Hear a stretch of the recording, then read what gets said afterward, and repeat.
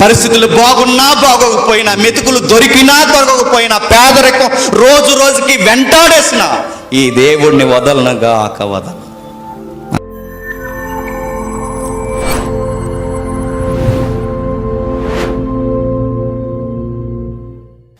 Ruth గ్రంథం 1వ అధ్యాయం 1వ వచనం చూడండి ఒకసారి.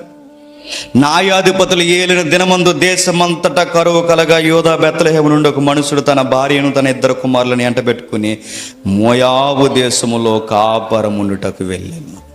ఇది న్యాయాధిపతుల కాలం, జడ్జెస్ టైమింగ్.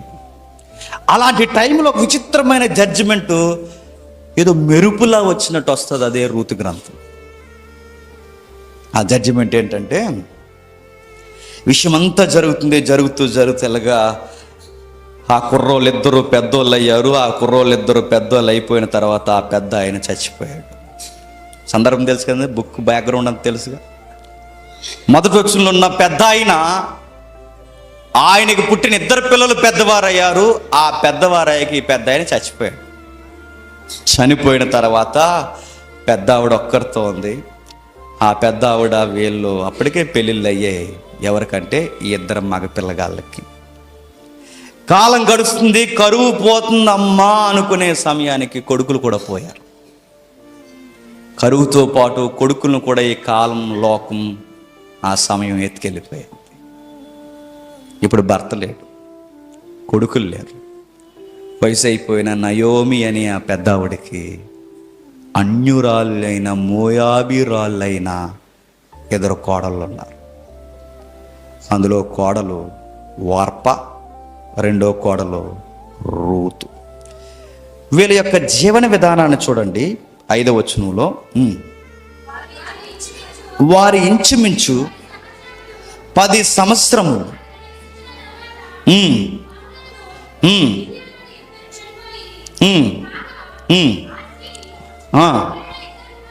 కానీ 2 కుమారులు పెనిమిటి లేనిదాయను. వారికి ఆహారం ఇచ్చుటకు యెహోవా తన జనులను దర్శించునని ఆమె మోయాబు దేశములో వినెను గనక మోయాబు దేశం విడిచి వెళ్ళుటకు ఆమెయు ఆమె కోడండ్లను బయలుదేరి ఆమెయున్న స్థలము నుండి ఆమెతో కూడా ఆమె 2 కోడండ్లు బయలుదేరి యోధా దేశమునకు తిరిగిపోవాలని మార్గమున వెళ్ళొచ్చుండగా ఆగుతాం. సందర్భం మీకు తెలుసు, చదివించట్లేదు. ఇప్పటి వరకు వీళ్ళ కరువు తగ్గే వరకు ఎక్కడున్నారు? మోయాబులో అన్నారు. మోయాబులో చిన్న పిల్లలకి వెళ్ళినప్పుడు పిల్లలు పెద్దోళ్ళు అయ్యారు. పిల్లలు పెద్దలైన పిల్లలిద్దరికి పెళ్ళిళ్ళు అయ్యాయి. ఆ పెళ్ళిళ్ళు అయిన తర్వాత కరువు తగ్గింది అమ్మాయి అనుకునే సమయానికి పిల్లలు చచ్చిపోయారు. కరువు తగ్గిపోయింది, దేవుడు కనికరించాడు. మరలా మా దేశం ఫలభరితంగా ఉందని నయోమి బయలుదేరుతున్నప్పుడు, అత్త నువ్వొక్కదాని ఏం వెళ్తావు అత్త, మేము కూడా నీ వెనకాలే వస్తామన్నారంట ఈ ఉత్తమ కోడళ్ళు 2. అప్పుడు ఉత్తమ అత్త అందే, భలే ఉంటుందండి, సీరియల్లో ఉంటుంది బుక్ ఇది. ఆవిడ అందే, అమ్మ మీకు మాట చెప్తాను తల్లి, వయసు అయిపోయింది నాకు. వయసు అయిపోయిన దాని కనుక మాకున్న ధర్మశాస్త్రం ప్రకారం నా వయసుని బట్టు ఎవరో ఒకరు కలు మెతుకులు పెడతారు. నాకు బండలా గడిపేస్తా. నా భర్త చచ్చిపోయాడు, నా 2 బిడ్డలు చచ్చిపోయారు. ఇక నా జీవితంలో ఆశలు సిగిరించే ఆస్తులు ఏమీ లేవు, ఆస్తులు కూడా లేవు. నాతో ఉండి బోరుని ఏడ్చే కన్నా, నాతో ఉండి గుప్పెడి మెతుకులకి ఏడ్చే కన్నా నేను మాట అంటున్నానమ్మా, ఇంకా వయసు ఉంది మీకు, మంచి జీవితం ఉందో మీకు, నాకంటే వయసు అయిపోయింది, నేను సలహాలు ఇస్తాను పెద్దదానగా, మీరు మళ్ళీ మీ దేశంలోనే ఉండిపోయి మోయాబు దేశంలో పెళ్లి చేసుకోండి అమ్మా అన్నట్టు. మనమైతే ఏమందామండి అంటే, వెళ్ళిపోదు ఏమంటావని, ఏ మాట అంటావని ఎదురు చూస్తాం. అంటారంటండి, జిత్తులు మార నక్కల్లా కాసు కూర్చారండి. అలా అనలేదు, వినడానికి ఇష్టపడలేదు, 2 ఇష్టపడలేదండి. తర్వాత మరలా మోటివేషన్గా మాట్లాడిన, అది కాదమ్మా, ఇప్పుడు నేను 2 పిల్లలను కన్నా, మళ్ళీ నేను పెళ్లి చేసుకునే పిల్లలను కన్నా అంత వయసు లేదు, అంత ఓపిక లేదు. తీరా నేను కనిన తర్వాత ఈ బిడ్డలు ఎదిగే సమయానికి మీ ఇద్దరు వృద్ధులైపోతారు. అసలు టైమింగే సెట్ అవ్వదు.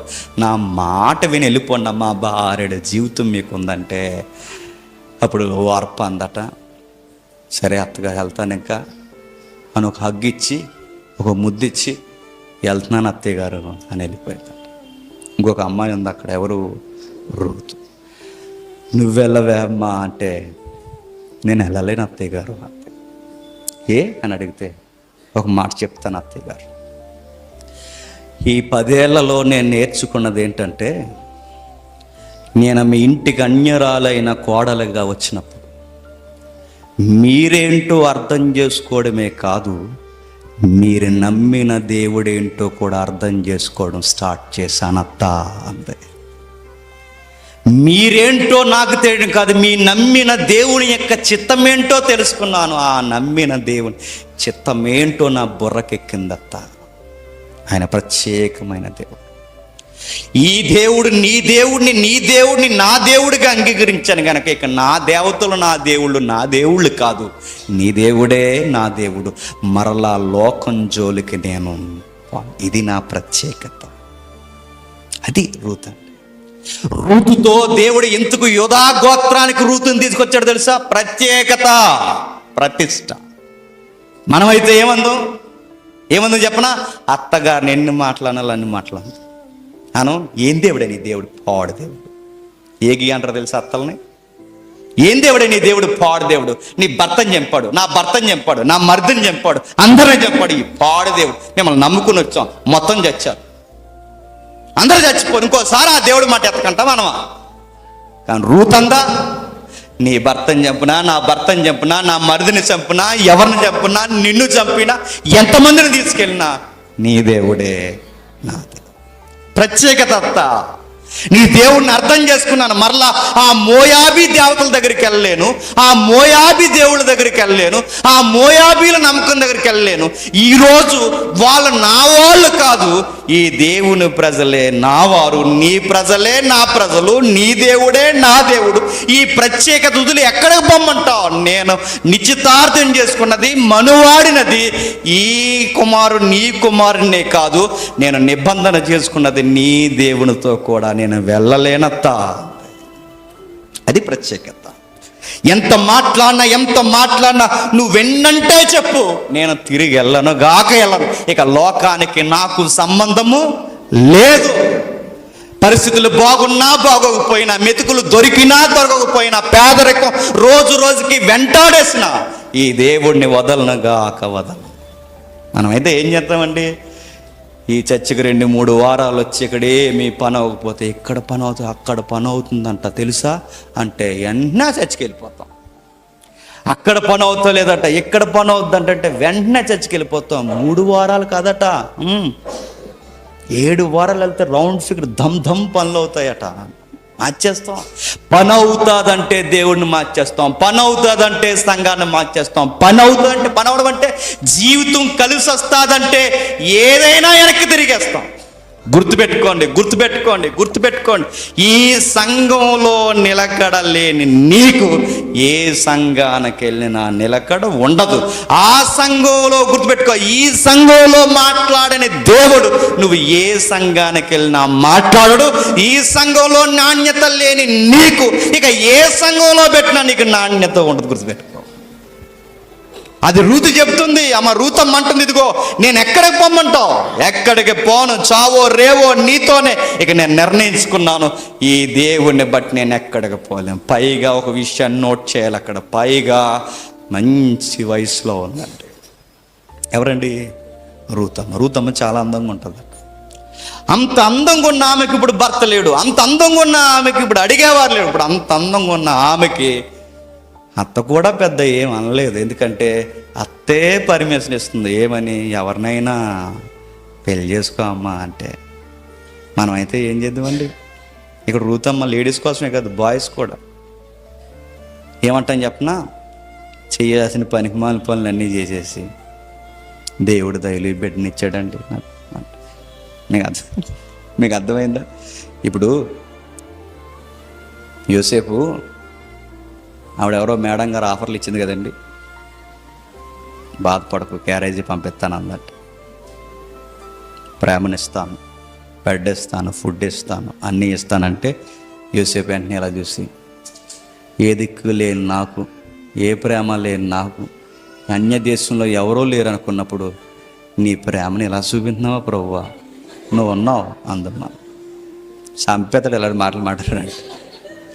రూతమ్మని చూడండి, రూతమ్మ జీవితాన్ని గమనించండి. రూతమ్మ మంచి వయసులో ఉంది, వయసులో భర్త లేడు, అడిగేవారు లేరు. అలాంటి టైంలో ఆమె ఎవరితో అన్నా ఏదన్నా కాని సంబంధం పెట్టుకుంది అనుకోండి, లోకం ఏమంటుందండి? ఏమంటుంది చెప్పండి? మన జనరల్ థింకింగ్ ఎవరితో అయినా ఇప్పుడు వయసులో ఉన్న ఆమె ఎవరితో కాని సంబంధం, భర్త లేడు కాబట్టి కాని సంబంధం పెట్టుకుంది అనుకోండి, ఏమంటారు? ఏమంటే చెప్పని లోకం, పోన్లేండి పాపం మరి ఎవరో ఒకరు చెప్పండి, ఎవరెవరు తోడు ఉండాలి కానీ తప్పు లేదులేండి. ఈ తప్పుడు లోకానికి అవి తప్పులు కాదు, అలాంటివి ప్రత్యేకత కాదు ఈ లోకానికి. పోనీలేని సింపతి. కానీ బైబిల్ ఏమని చెప్పినా పోనీలే అనదు, పోకు అని చెప్తుంది, ఎల్లొద్దని చెప్తుంది. రూతు జీవితం కూడా చూడండి. అతడు నా కుమారి, యెహోవా చేత నువ్వు దీవెనను పొందినదానివి, కొద్దివారే గాని గొప్పవారే గాని యవనస్తులే గాని నువ్వు వెంబడింపక ఉండుట వలన. చూసారా ఎలా వెళ్ళలేదట? డబ్బున్న వాళ్ళతో స్నేహాలు లేవు, గొప్పింటోళ్ళతో స్నేహాలు లేవు, బాగా కలిసి వస్తుందని ఎక్కడికి పోలేదు, నీ ప్రవర్తన ఎక్కడ లూజ్ అవ్వలేదు. యవనస్తురాలువై ఉండి యవనస్తులు నీ వైపు చూస్తున్నా ఎక్కడ లూజ్ కాలేదు. నీ సత్ప్రవర్తన మరీ ఎక్కువైనది, ప్రతిష్ట. మరో విషయం ఏం చెప్తున్నాడు చూడండి, నువ్వు ఎంత గొప్పదానివంటే కుమారి భయపడకు, నువ్వు చెప్పినదంతయు నువ్వు చేసేదను, నువ్వు యోగ్యురాలువని నా జనులందరూ ఎరుగుదురు. ఏమని ఎరుగుతారు చెప్పనా? ఆమె పరగేరడానికి వెళ్తుందంట. 2వ వచనం 8వ వచనం. అప్పుడు బోయాజు రూతుతో, నా కుమారి నా మాట వినుము, వేరొక పొలంలోనికి ఏరుకుంటకు పోవద్దు, దీన్ని విడిచిపోవద్దని ఇచ్చిన నా పనికత్తుల వద్ద నిలకడగా ఉండుము, వారు కోయి చేను కనిపెట్టి వారికి ఎంబడించుము, నిన్ను ముట్టకూడదని యవనస్తులకు ఆజ్ఞాపించి ఉన్నాను. పనిలో చేసే భాగనాలు, పనిలో, చేలో, పొలంలో కూడా రూతమ్మ గారు తిరుగుతుంటే ఆ పొలంలో కూడా ఆ రోజుల్లోనే యూటీజింగ్లు ఉన్నాయట. మీకు అర్థమవుతున్నా లేదో? ఇప్పుడు బోయాజ్ గారు, రే అబ్బాయి డైలాగులు వేయకండి మక్కలు ఇరుగుతాయి అన్నాడంటే అర్థం ఏంటండి? డైలాగులు వేస్తారు. అటు ఇటు వంకరగా చూడకండి, పరకల కింద కప్పెట్టేస్తాను అన్నాడంటే దాని అర్థం ఏంటి చెప్పండి? తేడా అమ్మా, ఆ రోజుల్లో ఉన్నారు, ఈ వైఖరి ఆ రోజుల నుంచి ఉంది. అందుకే చెప్తున్నాడు, నిన్ను ముట్టకూడదు, నీ వైపు చూడకూడదని యవనస్తులకు గట్టిగా ఆజ్ఞాపించిన. ఆయన ఒక మాట చెప్తాను, బంగారు తల్లి, నీకు మాట చెప్పిన, వాళ్ళెంత చూసారన్నది కాదు కానీ వాళ్ళెంత చూసినా నువ్వు చూడవు. అది ఇప్పుడు మన బంగారం తినంగా ఉంటే బయట ఈదులో ఎన్ని కుక్కలు తిరిగినా మనకి కంగారు లేదు. మన బంగారమే ఈదులో పెరుగన్నం వేసి పెట్టినది ఓ గేటు దాటి వెళ్ళిపోతుంది అనుకోండి, ఇంక దాన్నే ఆపలేకపోతే ఇంకా ఆ కుక్కలు ఇంకేం ఆగుతాయండి? ఇప్పుడు కొన్ని కుక్కలకు బెల్ట్ కట్టి మేపుతారు చూసారా? ఆ కుక్కలకి బెల్ట్ కట్టి మేపితే ఆ బెల్ట్ కట్టి పెరుగన్నం పెట్టి చికెన్ ముక్కెట్టితే అది నచ్చదు వాటికి. మా స్నేహితులు పిలుస్తున్నారు మమ్మల్ని, గేటు తీసే గేటుకు ఒక ఎత్తుంటుంది, గేటు తీసే వదిలేస్తాడు, బయటకు వదిలేసిన లోపల పోద్ది, బయటికి పోయి గజ్జెట్ ఊరందరూ అన్ని కుక్కలు కరిచేస్తే ఊరందరూ ఇంక యజమాని లోపల. ఎందుకంటే అయిపోయింది నీ ప్రత్యేకత. లోపలికి వస్తాను, గేటు తింటే తీస్తాడా, అన్ని కురుపులు పేగులు సెదారు అంటించుకుని వచ్చావు. ఇప్పుడు మన కుక్క ఇంట్లో తినంగా ఉండాలి కదండి. మరో మాట చెప్తున్నాను, మన ఇంట్లో పిల్లలు సరిగ్గా ఉంటే ఊరోళ్ళు ఎంత పోకిరిగాళ్ళు ఉంటే మనకు అసలు భయమే లేదు. ఎందుకంటే అటు నుంచి లుక్స్ వస్తున్నాయి అన్నది తర్వాత విషయం, అసలు ఇటు నుంచి ఏ లుక్ వెళ్ళకూడదు అది విషయం.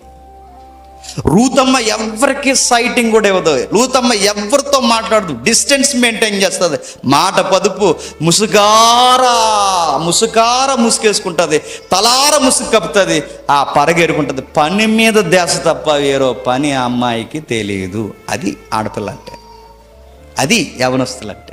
పరగేరుకుంటుంది, అలా పరగేరుకోవడమే తప్ప ఎవరిని అడదు. కనీసం ఆ మంచినీళ్ళ బాటిల్ దగ్గర కూడా వెళ్దట. అది ప్రత్యేకత.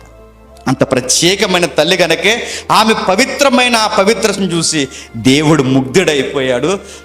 ఏ పొలములో అయితే పరిగెరడానికి వెళ్ళిందో, ఏ పొలములో అయితే కూలి పనుల కన్నా తక్కువ వారికి వెళ్ళిందో అదే పొలానికి యజమానురాలైపోయిందంట. అది ప్రత్యేకత.